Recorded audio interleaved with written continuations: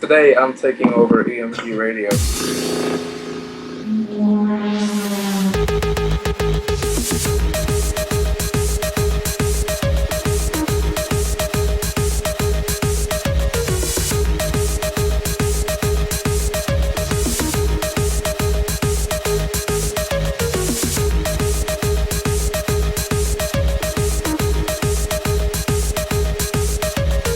Welcome to EMG Radio. I'm Randy, and you're listening to episode 2 of the Ezra Yates Takeover.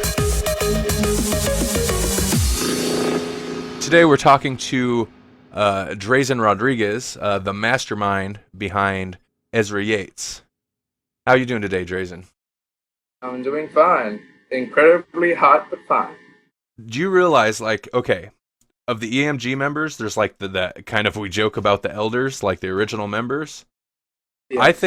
I think outside of the original members, you are like the first person added in the group. I was looking through the dates of, how long people have been in the group, and after there's me and then 5 or 6 people that I added when I first started the group. I want to say you're the next person added, so you're practically an elder, man. Oh my god, I knew to stay with someday come. We bestow upon you the honors. Hell yes, I'm finally an elder. All right, so where are you from, Drazen? I am from an island in the Caribbean known as Puerto Rico. Also known as most of the world's stepping grounds. The stepping grounds. Yes. I know I've talked to you and Atticus both a little bit about, Atticus more so about the kind of the role the States plays in Puerto Rico. How do you feel about that? Well, I'm more of a person that I'm actually, for the United States' help, because I don't think we would do so well if we were left on our own, And, I'm all for us staying how we are. I don't exactly want us to become a state, but if we have to choose between being independent and becoming a state, I'd totally become a state. The US has helped us a lot, and I enjoy how it is. Well, that's cool. I imagine it's kind of a double-edged sword, but you definitely seem to be more of the opinion that it'd be more helpful. Exactly. It is a double-edged sword, but I think it's worth the risk. All right. Well, I suppose we could get to some music questions. The first thing I got is taking it way back to when you were younger. Do you recall the first either musical experience or the first band or genre that you considered yourself a fan of? The first thing that you took notice of? Okay, that's actually a question I've asked myself a lot of times because I have difficulty remembering my first musical memory. But when I was younger, when I was a little boy, I was a really big fan of Metallica, Iron Maiden, Guns N' Roses, Motley Crue, Bon Jovi, Striper, all those 80s and 90s rock and metal bands. I was a really big fan of that. And I was also a really big fan of classical music. At what age did you realize you were interested in creating music? I think when I first started to think, I should do this, I think I was 14 or 15. Do you recall what it is that got you interested in producing music? Yeah, Linkin Park. That was the first band that I listened to, and I was like, you know what? It sounds so awesome. I would totally love to do something like this. And that's pretty much what got me on the road to listening to a lot more music and getting heavily into that musical experience. And that's when I just sort of wanted to, start playing. And I remember one day I was just listening to Guns N' Roses, and I was like, you know what? I should play guitar. Maybe that'll help me be in a band or something. So what was the first band or project that you were involved in? Well, 4 months after I started playing guitar, I sucked, but I thought I was decent. I met with one of my friends who was a drummer, and out of nowhere, for some reason, we ended up recording a cover of Black Sabbath's Paranoid. I recorded guitar, bass, and vocals, and he recorded the drums. It was my first time recording something, and my first time ever playing bass. And it ended up decent. The solo sucks, but I didn't know how to solo back then, but it was Sure. decent. Awesome. Do you still have that recording? I don't have it, but I know someone who I think still has it. I hope he still has it because it's kind of funny listening to it. That's like history, man. Yeah, yeah, the first ever Drazen recording. Now, it seems to me like you've been involved in several projects. Could you take us through a brief history of what some of those were and their style? Of course. Well, after that recording I did with my friend, I ended up joining his band, which played metalcore music. That's what's pretty much in these days. And I played in that band for like a year or so, and I ended up leaving. And I've played, I kind of play with a lot of different bands, but it usually doesn't go after one practice. Um, Between that, that's when I started making my solo music, which was very electronic based at the beginning. It sounded like trance, and it was called Moondoggy. I still have that MySpace up, I think.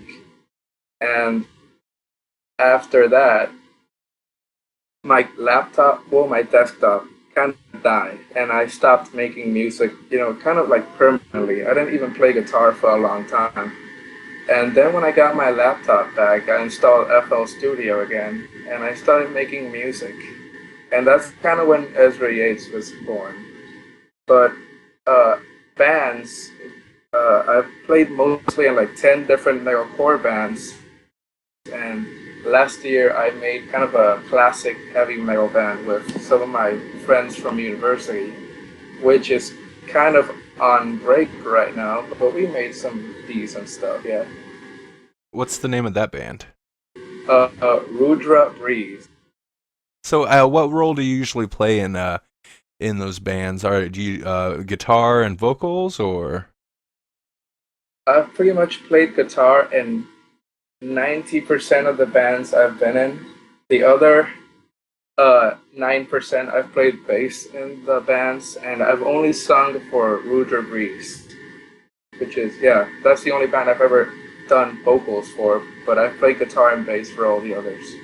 So you're currently involved in that project, which is kind of on break, and then you have Ezra Yates, which you mentioned. How did you come up with the project title of Ezra Yates? Can you go into that at all?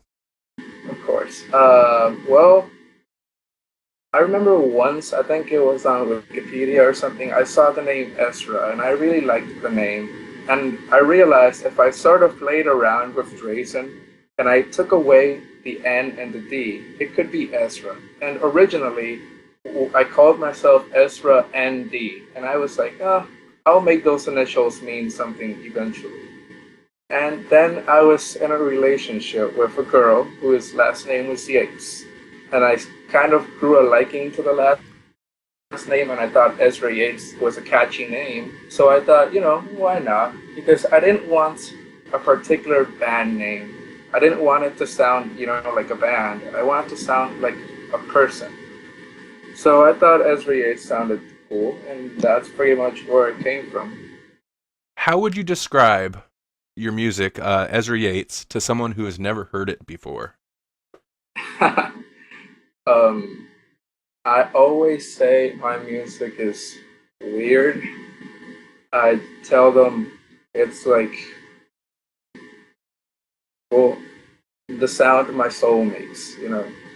More background music than music that's actually, assaulting your ears constantly. Yeah, no, it seems like a lot of the guys in EMG kind of have difficulty breaking down. At least, at least I do also breaking down like how to describe their music. Uh, do you think that's because of the electronic nature, or do you think it's just we've attracted more experimental artists, or I think it's maybe due to both because electronic music is kind of a huge term. There are so many subgenres in the term, so it's always kind of hard for us to choose what exactly our sound is. It's hard to for us who make music to know exactly what kind of genre it is because well we make it, we don't know what we're doing. I'm pretty sure no one sits around and goes, I'll make a trance song or I'm gonna make a metal song. It's usually what comes out. I'm with you on that one. So how do you? I imagine you get this same as I do at times. How do you feel about the term techno? And do people throw that term at you? I knew that'd get an answer. uh well, I've actually had a lot of arguments with people about this because I don't know about the states. It's everything that has to do with electronic music, and I mean everything. It's techno. There could be a reverb snare sound. Oh, that's techno. Pitbull is techno. Lady Gaga is techno. And it's like tech hard techno. Everything that has anything to do with electronic music is techno, and that really bothers me because it's it's like they're ignoring all the good electronic subgenres because and they put techno in the forefront, which when it's not really techno. And I don't know, it just kind of bothers me. Maybe it's because I'm kind of a genre Nazi sometimes, but it bothers me when they start calling everything techno. Yeah, I also agree with you on that. I knew that'd get a pretty good answer from you. Yeah. um, so you got a couple tracks for us to play today. What's the first track? Well, the first track is one of the songs from my latest double album thing. The song is called "There's Always a Chance to Rectify What You've Taken, Make Your Peace in the World," and it's kind of it's an 8 minute long song as most of my songs is, but it's kind of really ambient, really emotional, soulful song with classical overtones and a few ethnic instrumentation thrown in there in the background a little bit. And I really, really, really enjoy it. One of my favorites.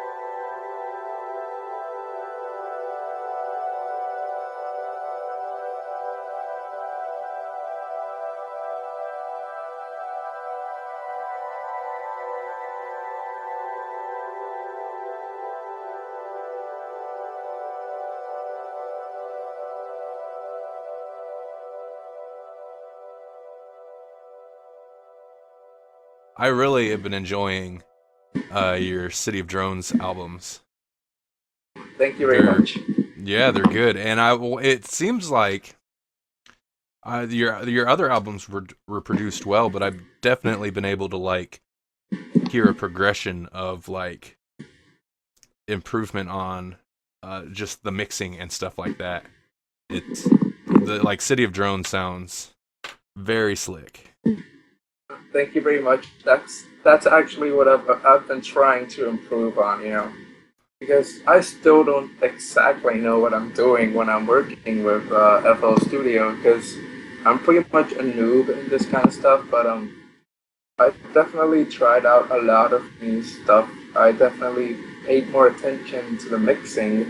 I wanted everything to sound as tight as possible. I wanted it to be as perfect as I could make it. And I'm really glad that came across in the recordings.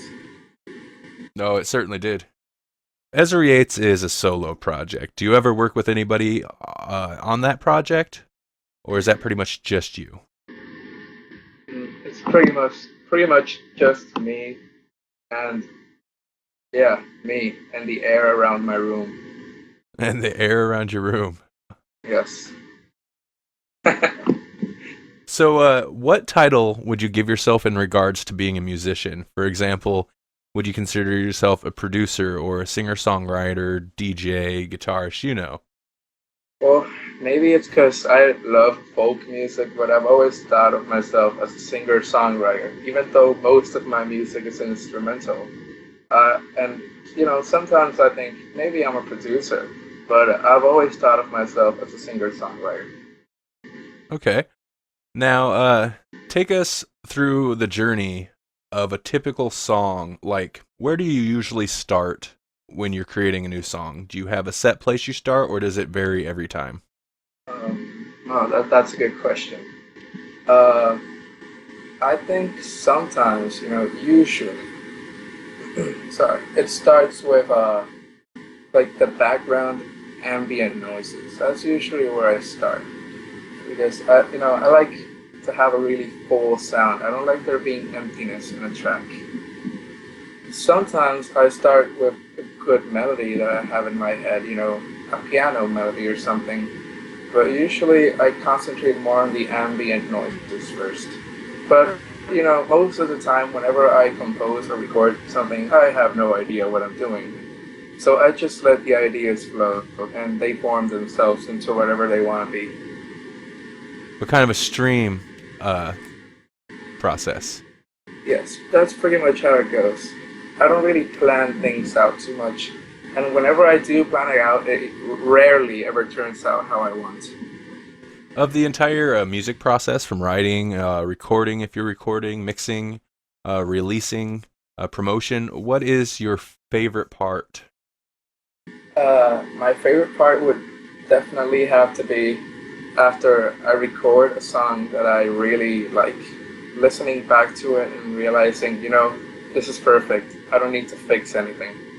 I'm pretty sure that's my favorite part. And of course, when someone listens to the song and they tell me, oh, I really like this, that makes me feel like I did a good job. And what is your least favorite part? Definitely uploading the songs to Bandcamp. It takes forever. Pretty tedious. Indeed, and especially because my internet usually crashes right when it's about to finish uploading a song, and I always have to upload everything like 3 times. Oh, of course, that's how it always goes. Yes, it's a very long and depressing process. All right, musically, what do you feel are your strengths? My strengths musically. Well, I've always said I'm a better composer than I am a musician. I'm an okay musician. I can play, but I think I'm better at writing songs than I am at playing. That is actually the exact answer I would give for myself too. I'm pretty sure most of us at EMG would say the same. Yeah. I think the kind of electronic genres, I think that's part of the draw to doing electronic music. We always feel like, like we're better at composing the music than actually playing it, or playing an actual instrument, Mm-hmm. Okay, so what areas do you feel less confident in? Your weaknesses, perhaps? I suck at percussion-based instruments. I'm not good at keeping the beat. Now, with Ezra Yates, the songs that do have beats, do you usually program those, or do you attempt to perform them? Well, usually I program them, but there have been a few cases where I record myself making percussion with random stuff around my house, and I use that for the beats, or I sample a beat or something that I make in real life into a song and, tinker with it until it sounds digital. But I'd say a fusion of both, but usually I program it more than I sample it. That actually brings a pretty interesting question to mind, and I know we've talked about a little bit, particularly with a lot of the kind of music you make with Ezra Yates. What are some of the more interesting sounds you've tried to sample to put into your music? Well, I've sampled myself banging on my washing machine, and I've sampled me hitting the wine glasses in my kitchen with a knife, and I've sampled me banging on my bathtub.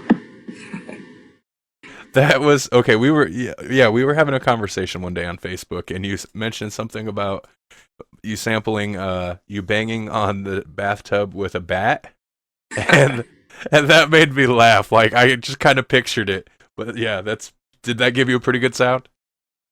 It gave me a pretty good sound and a pretty good laugh because I know I seemed like an idiot hitting the bat with hitting the bathtub with the bat, but it actually sounded really cool because of all the reverb and stuff. So it was worth it.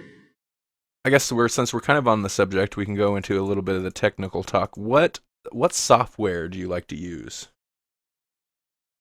I use FL Studio 8, which is very, very old and very underclassed, I'd say.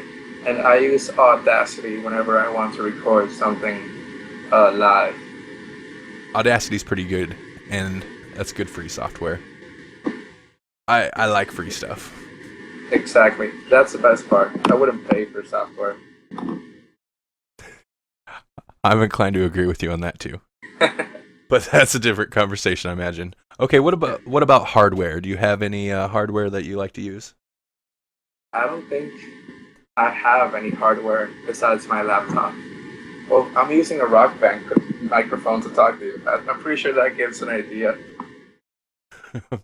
Now, when you do record vocals, I know you do once in a while, do you use that Rock Band microphone?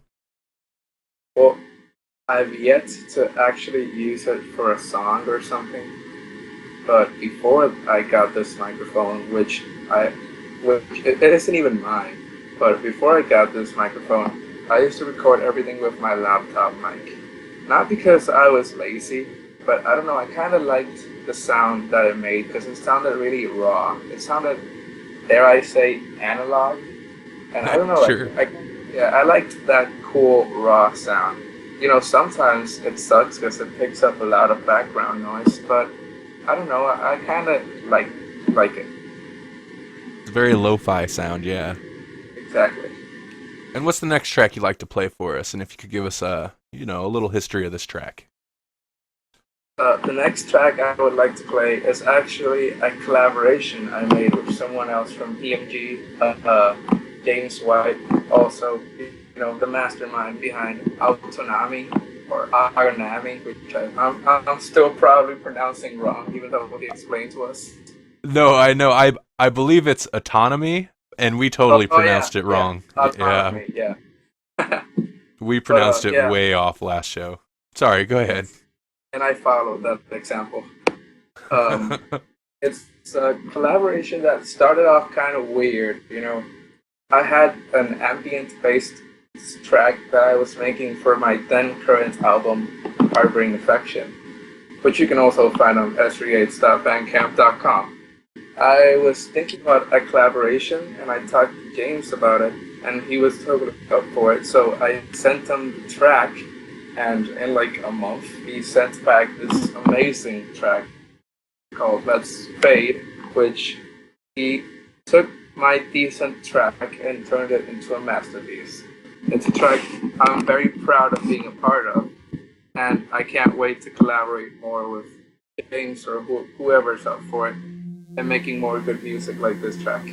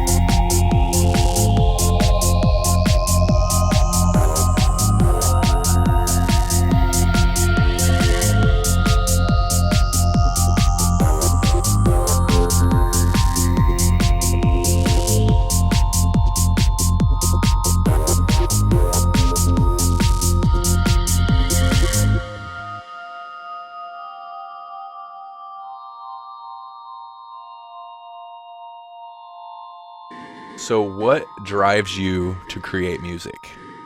What motivates you? I think it's, I don't know, I just feel like I need to get something off my chest. I don't know how to explain it well. It's like I feel something, but I don't know what I feel. So I just need to record a song. And after I make a song, I feel like I got whatever it was that I had off my chest. You know, I think music should be a form of expression. It shouldn't be a product. And that's pretty much why I make 15-minute long songs and stuff, because I don't know, sometimes I feel that it takes a little bit longer the for the emotion to fully seep into the music. That's good. Yeah, I kind of lost myself for a moment. No, that was perfect. Thanks. Good answer. In terms of music you listen to, do you feel it has an influence on the music you make? And if so, who has the most influence? Well, yeah, I was, I'm pretty sure every artist is influenced by at least another artist, you know. It may not be apparent because, I make ambient music, but I also listen to a lot of rap and a lot of metal music. And sometimes I feel like what I do with the Ezra Yates song is I take the atmosphere from like a metal song and I just turn it into an ambient song. If that makes any sense, I take the core of what makes that song good, in my opinion, and I try to make that into an ambient song. And the artists, as I've said a lot of times on the EMG group, I'm a huge fan of a guy called Steven Wilson and all his projects. Porcupine Tree, Blackfield, Base Communion, which is a huge influence on my music. Like I mentioned earlier, Linkin Park is always a huge influence on me. I'm a big fan of a black metal band called Burzum. A really big fan of a death metal band called In Flames. There's a really weird ambient drone project called Cellar. They release like 100 albums a year. I'm a really big fan of them. And yeah, I think I could say those are my biggest influences, but I pretty much take influences from everything I listen to, no matter what the genre is. Okay. And basically the same question, but for non-music. Are you inspired by non-music sources in your music? And if so, what inspires you? Of course. I'm very inspired, by nature. Like take a walk, take this, look around, see the trees, listen to nature sounds. I think nature produces the best music, I really like sounds, and sometimes, I sample that and put into my music. I'm also very influenced by, I don't know, pictures, portraits, sometimes movies, and probably due to how I was raised, I've always been very influenced by video game music. But, yeah, from The Legend of Zelda, when Majora's Mask, that was like it's musical perfection for me as a soundtrack for that game. Do you think that's more common in the past couple of generations of musicians, the influence of video game music, particularly the more retro games, that certain sound, or do you think the composition of the music, the writing, transcends the sound, and it's more about what the music actually is, and not so much the sound of it? Definitely. I've actually talked about this with a lot of different people, and a lot of people tell me, "Oh, I was influenced by the Mario theme song, or Legend of Zelda song, or Metroid or stuff." I definitely think that when we were little and we were playing the games, I'm pretty sure not many of us actually stood around and listened to the game music, but subconsciously, we still listened to it because we were playing. And I think that kind of stays into our minds because since we were so young and kids are very impressionable, I'm pretty sure even if the music nowadays sounds nothing like video game music, I'm pretty sure it's subconsciously influenced by it. Sure, and when you're younger, you're playing those games, even if you're not thinking about it. Those old games, you'd play like the same levels over and over. That's like the same melodies Exactly. yeah, being ingrained in you for hours. Because in that case, losing is actually a good thing because I lost so much sometimes that I just had the melody stuck in my head for days. What is your ultimate goal in creating music? Where would you like to see it go? Uh, I definitely love to make a score for a movie. I don't want to make a score for like Transformers or something, not a really blockbuster thing, but I'd like to make a score for an indie film, something low key. I don't want to be hugely famous or anything like that. And I think it'd be cool to make music for a video game too. And this is kind of, I've never heard someone say this, but I would definitely love to make music for museum installations. When they play like a movie or something in a museum and the background music is usually like ambient based. I think it'd be cool to do that at least once. How long do you see yourself making music? Well, I'm pretty sure I'll probably be making music until I'm dead, and even after I'm dead, I'll find a way to release the older Ezra Yates songs that I never released. What do you think of the ever-changing landscape for the music industry and music distribution in the digital age, and how does that affect you? Well, uh, it does affect me because, well, it does affect me, but not in the same way it would affect other people. Because, I'm a bedroom ambient musician. I'm not supposed to have huge expectations. I'm lucky if someone listens to one of my songs the whole way. But a lot of people around here seem to think that, oh, piracy is killing the music industry. Oh, piracy is evil. I don't think piracy is all that bad because, everyone loves free stuff. Even if you don't like something, you're going to download it because it's free. I know I do. And that really helps to spread the band's name around. I just think the music industry hasn't adapted yet. Instead of adapting to it and making the best of what they can with the whole piracy thing, they waste the few money they have on lawsuits and that kind of stuff. So I think the music industry isn't going too well, and I'm pretty sure it might affect me in the future in a bigger way than it does now. But right now, since I'm not really tied to a label or something, I don't think it's gonna affect me at all. What are you gonna play for us next? And could you tell us a little bit about it? Okay, this track, it's more or less a new one. It's probably gonna end up on the album I'm making, but it's on my SoundCloud right now, and it's called Pilgrimage to Makanu, and it kind of showcases the new direction a little bit.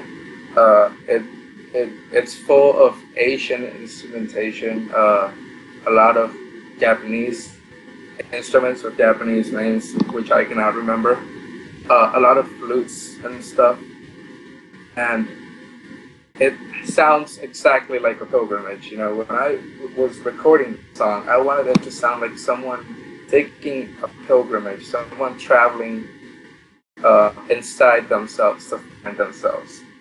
It's called Pilgrimage to Ma Canoe. After I made the song, I realized it sounded slightly similar to a song from a video game that was called Ma Canoe. So I threw that in there just in case anyone says I ripped it off.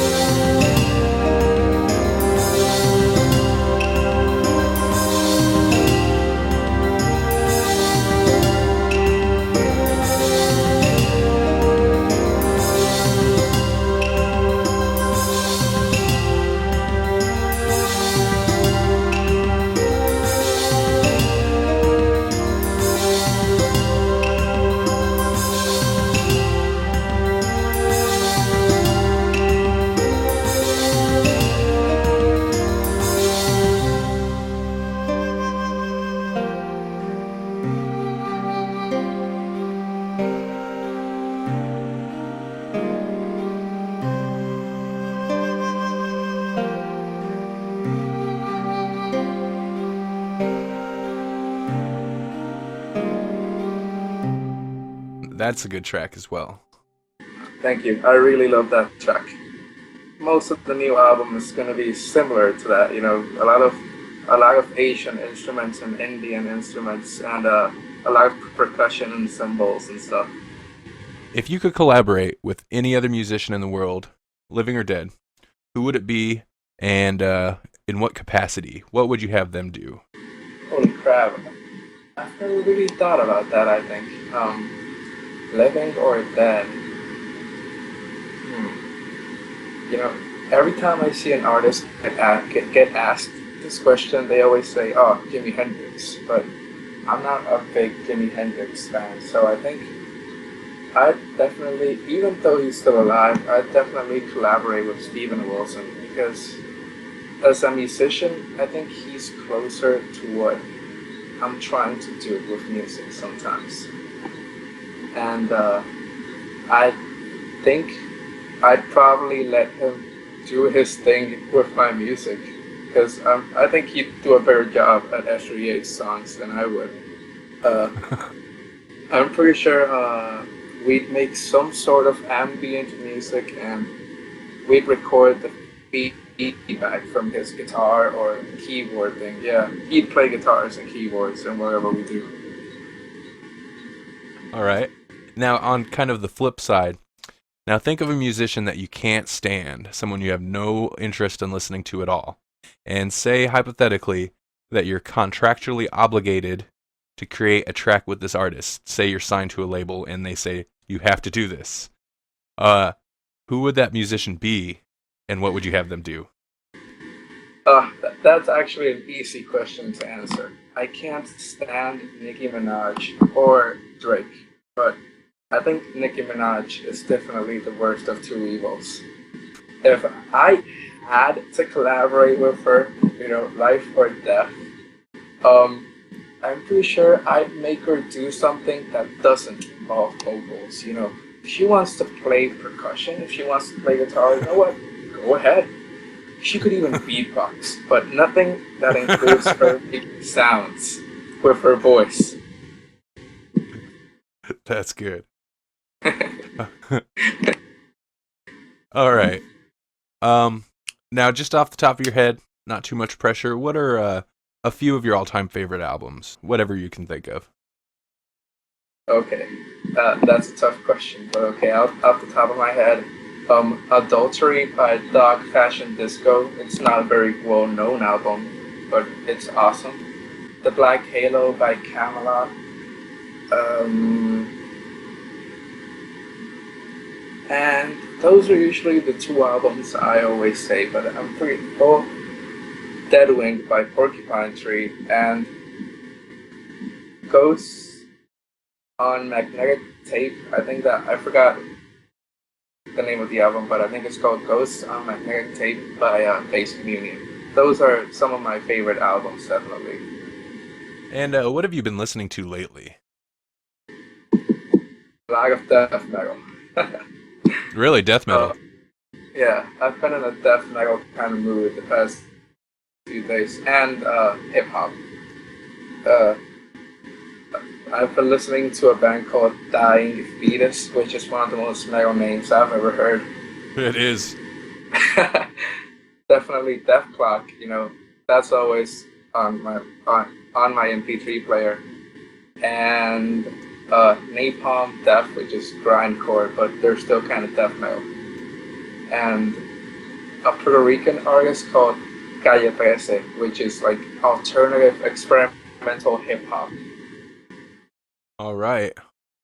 Okay. Now name an artist that you absolutely love, but are embarrassed of when people find out how much you're into them. Is there anybody like that? Well, I wouldn't say I'm embarrassed because I'm pretty open about, you know, I accept that I like a lot of stuff that people hate. You know, I like the Saint Anger album by Metallica. I like Lulu by Metallica and Lou Reed.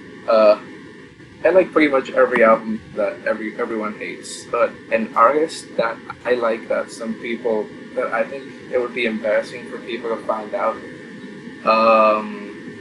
Well, I like a lot of mainstream pop music. I find a lot of songs catchy. Lady Gaga, I think she has a lot of good songs. Justin Timberlake. Oh, I like the Backstreet Boys. That's usually the answer I give to people. I think they make really catchy songs. All right, that's a good answer. Outside of music, what else do you like to do? Hobbies, gaming, other arts? Well, lately I've kind of been into painting. I've only painted once, but I really enjoyed it. I've been playing a lot of games again. I haven't played games dedicatedly in like years. So gaming's been a hobby this summer. I like to read a lot, and typical Facebook. I'm always on Facebook, and I don't think I've done anything else. We'll watch a few random ass movies. I don't have a set hobby aside from music. All right. And what is your geekiest interest? What do you fanboy over? If that makes sense. Well, I like anime. I wouldn't call that geeky because everyone likes anime. I used to like it a lot more when I was younger. I'm more of a silent fan. I'm a real big geek about the Elder Scrolls games. I often find myself talking about them. All right. And Pokemon, definitely Pokemon. And we have another track from Ezra Yates. What do you got for us now? This is the title track to my Claire the Celeste album. It was one of the first songs I made for the album, and it's pretty much a very classical piano-based song. I'm not exactly sure what really inspired it, but a lot of people it says it sounds like Final Fantasy. It wasn't inspired by Final Fantasy, but if you want to think that, then sure, give me more credit than I'm due.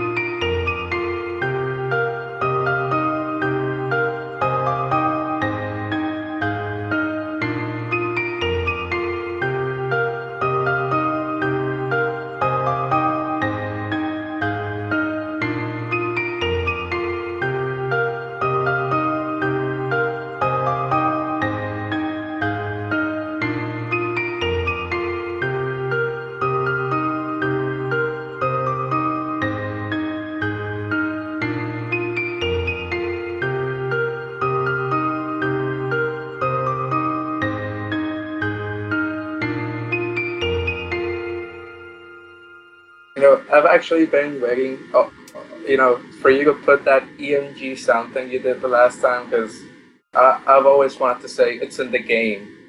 Oh, yeah, I know. It sounds just like that, doesn't it? I know. When I first heard it, I was like, someone has to say it. Someone has to say it. Yeah, I threw that together literally like the day of the show, like real quick. I was like, oh man, I need some like radio spots, and I just threw it together real quick and didn't realize it till we were into the show. EMG radio. It's in the game. Nice. Thank you.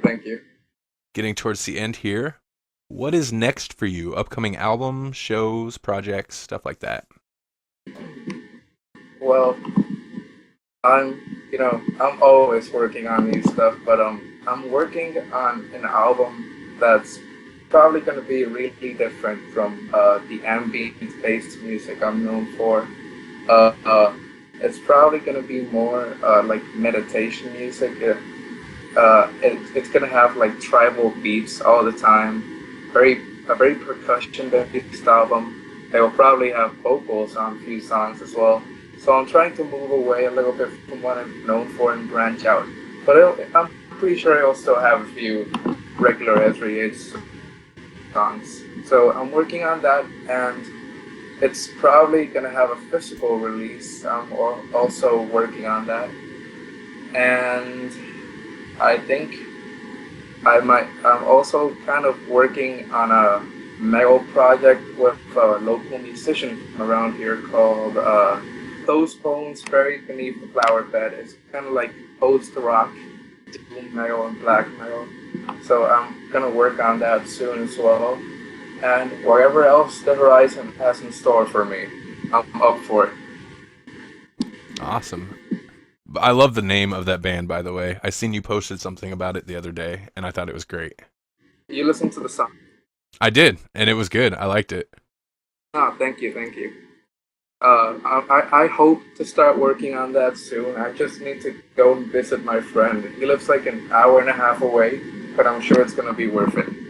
Where can people find your music, pimp your websites and stuff? Well, I upload everything that I make on ezrayates.bandcamp.com. That's EZRAYATES,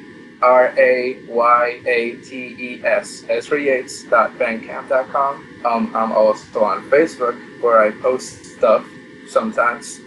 And my SoundCloud account, which is Moondoggy69. I made it back when I was still called Moondoggy, apparently. Moondoggy69 on SoundCloud, and that's where I usually upload what I'm working on, and a few unreleased tracks that never made albums are there too. Awesome. Well, thank you for talking to me today. No problem. I really appreciate it. I want to thank you for listening to episode 2 of EMG Radio, and I want to thank Drazen Rodriguez for sitting down to talk with us. For more EMG Radio, visit www.emgradio.blogspot.com or our official website, www.electronicmusiciansgroup.com. You can also find us on